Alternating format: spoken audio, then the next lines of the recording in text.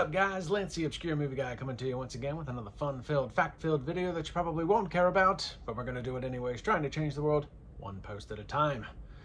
Today's video is done in partnership with Indie Horror Junkie, so be sure to go to indiehorrorjunkie.com to check out all of their offerings. Issue 19 of the Indie Horror Junkie magazine is currently available with Eileen Dietz on the cover. $5 for a downloadable PDF, $15 for a printable copy delivered straight to your door. The Indie Horror Junkie podcast is every Wednesday night at 8 p.m. Eastern Standard Time. You can check it out on YouTube and Facebook. New people to talk to, new movies to go over, new stories to tell. And then there's also the Indie Horror Junkie Film Festival, which will be held at MegaCon in Orlando in March of 2026. And because I can't read and am dyslexic as hell, my last few videos I told you that the submissions were closed for that, but I was wrong.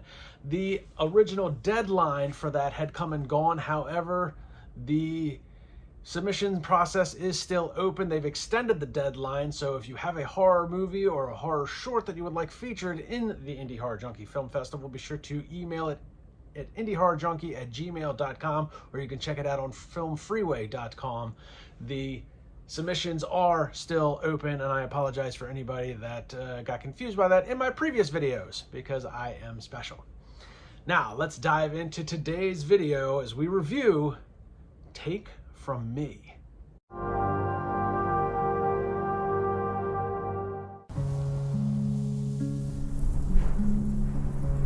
Gonna get my college degree tonight, Daddy. You, my friend, are gonna get a PhD. I just moved into the old farmhouse off 123. You're a contractor? Yes, ma'am. I have some things I want to do on the inside if you're interested. What the hell's wrong with it? Just not me.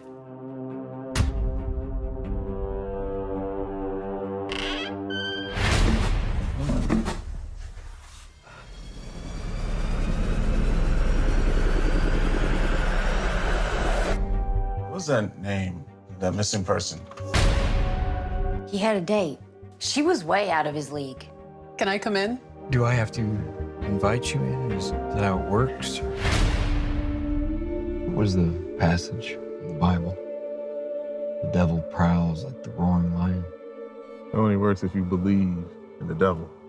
I see, that's all I believe.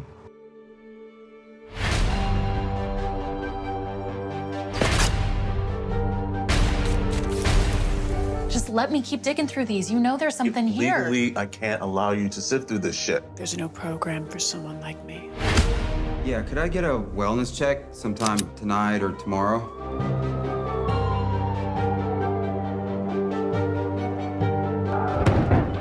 Some kind of trouble?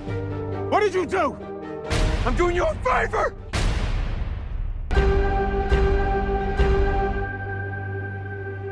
You remember what she looked like? She was white and skinny, pretty. I'll be on the lookout for pretty white girls then.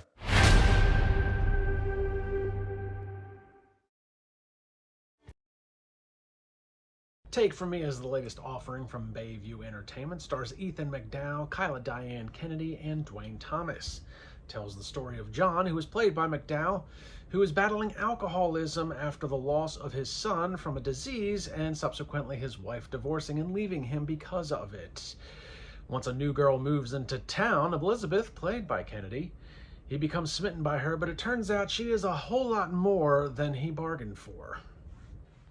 Now, visually, this movie is striking. It's got really good editing, framing, cinematography. All of that is extremely spot on. There's no audio quality issues.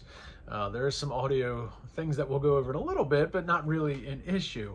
So fundamentally, this movie is pretty spot on. Production quality is off the chart. It looks and feels like a big Hollywood production, even though it's not. Maybe moderately produced. I don't know what the actual budget was, but it looks and feels like it's big budget.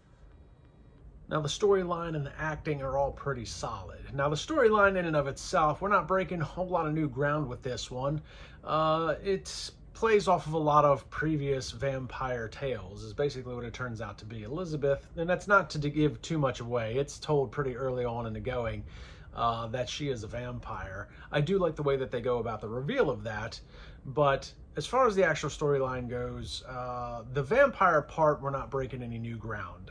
You know, John is kind of a down and out kind of guy. He's losing his house. You know, he's battling alcoholism. He's lost his wife. He's lost his kid. New girl moves to town, and she's kind of mysterious. And, you know, he starts doing... so basically, she buys his old house, and he starts doing some handyman work around the house for her, and subsequently finds out what she actually is. And Elizabeth, the vampire, she does... And again, really not breaking any new ground with this, but she does seem to have a bit of a code of honor when it comes to the killings that she needs to do in order to survive. So she tries to concentrate on taking from people that aren't necessarily going to be missed.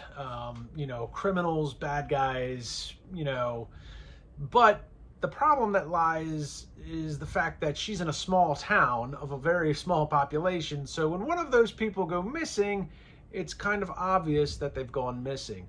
Dwayne Thomas plays Sheriff Abe. He's basically the lone cop in town. It's pretty much him and a dispatcher for this population of roughly 100 and some odd people in this small town. He himself also is battling alcoholism, and at one point in time was a sponsor for John. So the interesting part about this storyline, and where it does kind of break away and kind of sets itself apart from more traditional vampire stories, is that really at the root of this film, it seems to be a lot about addiction. You know, John and Abe obviously battling alcoholism. Elizabeth the vampire, she's unfortunately addicted to blood, not necessarily by choice, but for mere survival. And they all try to deal with those addictions in different ways, but unfortunately kind of always fall back into them no matter what happens. I thought that was kind of a clever twist on some of that storytelling, and I'm not addicted to anything, so I don't know. I can't play to that part. But I feel like that the addiction struggles that they showcased in the film were probably pretty relative and pretty real struggles of people that do go through some sort of addiction. I thought some of the other things that were pretty clever and well written in this regard was the use of the vampire lore. There is some traditional nods to vampire lore. And then there's some that, you know, they kind of disregard as myths. So there's and as you're watching the film, they do a very clever reveal of Elizabeth being this vampire. You know, because leading up to that, you don't really know that she is one. You know, she's the new girl in town. And she does make some kind of like odd choices that you don't quite understand just yet. And a real clever one that they did was, you know, John's at the house. This is when he, you know, he hasn't quite met her yet, you know, hasn't knocked on her door to introduce himself or anything. And he's kind of watching her through the window. You know, he knocks over a potted plant and kind of takes off running. And she comes outside to investigate, and it's like dusk, so it's not, you know, the sun's not quite set, but it's not quite shining. But she comes out and she's wearing a pair of sunglasses, and it was really clever use of that, because for me at the time, I'm like, well, what the hell is she wearing sunglasses for? That's kind of weird. You know, it hasn't been revealed just yet that she was a vampire. It's not until a few minutes later that we get the full reveal, but it was very clever, you know, the use of the sunglasses at dusk. You know, and once she does meet John and he starts doing some things around the house for her, that's when things kind of really start to make sense. But, you know, she had like an odd request to like take down a mirror, which, you know, why don't you want this mirror here? You know, and that's very much, you know, in the vampire lore that vampires don't have reflections. But then there is a thing when, you know, John finally finds out what she really is, that she talks about, you know, well, silver and garlic are both, you know, they don't do anything. They're kind of myths. So they did try to deviate a little bit from traditional vampire lore to try and separate itself just a little bit from other vampire stories. They also start to refer to her as Lilith later in the film. And if anybody's watched any type of like not Vampire Diaries, but other vampire show. I can't remember the one on HBO, whatever the hell it was called. But Lilith is often referred to as being like the first vampire, the first female, or even in some cases in religious texts, often sometimes referred to in mythology as Adam's first wife, not Eve. That's gonna, what was that? True Blood? True Blood. That's what it was. True Blood, the HBO one. So they do start referring to her as Lilith. So that was kind of a nice little play on, you know, traditional vampire lore while deviating from it just a little bit, just to try and separate itself as a more original story. Now, this is very much a dramatic film, a little bit of a slow burn, not necessarily in a bad way. The pacing is pretty good because a lot of it is shrouded in a little bit of mystery. There's mystery surrounding John. What exactly happened to his kid? It's never really explored. You do get to see the child die, unfortunately, and you do get to see you know, that child being sick is really what caused the rift in the marriage that he had. So they do show a little bit of that, but it's never completely explained 100% as to what the child actually died from, where the wife is now. We just know that he's been left alone and he's getting rid of this big house.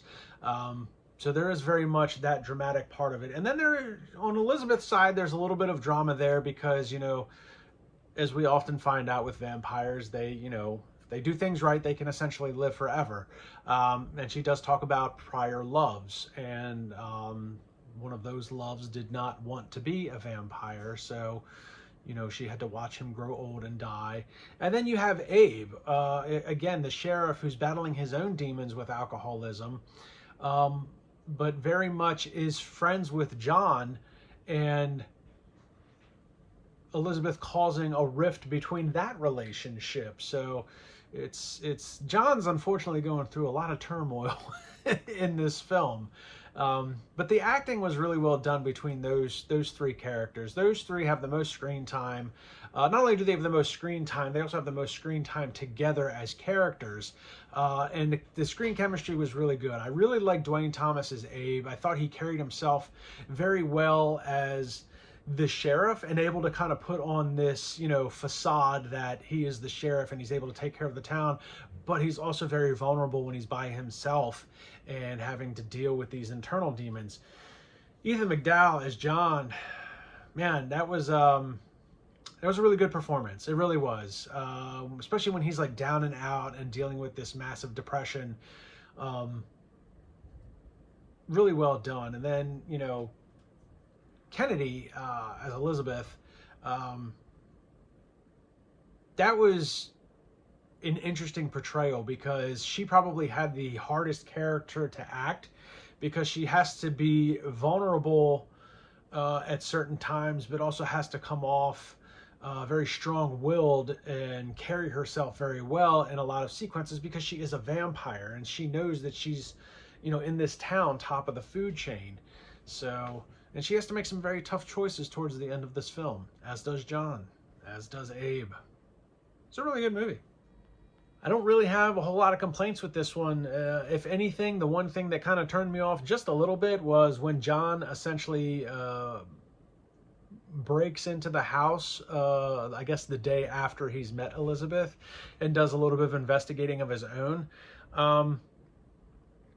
I know probably some of this is due to the fact that he's hungover, but that man makes an awful lot of noise trying to sneak around a house that he just broke into. He's very loud and very clumsy with every freaking thing that he does. So, that was probably the one thing that maybe turned me off. It didn't really detract from anything, and to be perfectly honest with you, Elizabeth was probably in the house the whole time to begin with and knew he was there, so it doesn't really detract from anything. It's just one of those things, like, if you're going to break into a house and sneak around, break into a house and sneak around. Don't clunk around and knock shit over and bang on walls and stuff.